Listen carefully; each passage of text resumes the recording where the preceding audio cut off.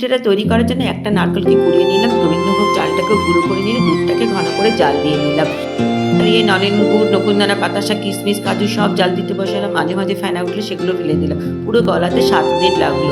এবার ঠান্ডা করে নিয়ে ওর মধ্যে নারকেল কুড়ো নিই, চালের গুঁড়ো দিয়ে ভালোভাবে মেশাতে থাকলাম। আরও কিছুটা চালের গুঁড়ো, নারকেল গুঁড়ো রয়ে গেল, সেগুলো আবার দিয়ে দিলাম। দিয়ে আবার ভালো করে মেশাতে থাকলাম।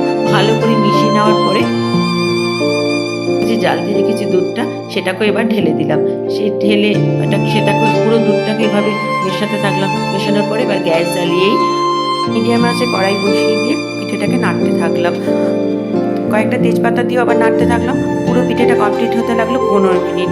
থালায় 1 চামচ ঘি দিয়ে মাখিয়ে নিয়ে পিঠেটাকেও ঢেলে দিলাম। তেজপাতাগুলো তুলে নিলাম, ফ্রিজে 45 মিনিট ঠান্ডা করতে দিয়ে তারপরে পিঠেটাকে কাটলাম। সবাই খেয়ে বলল অতুলনীয় স্বাদে গন্ধে। করে দেখো একবার, দারুণ হবে।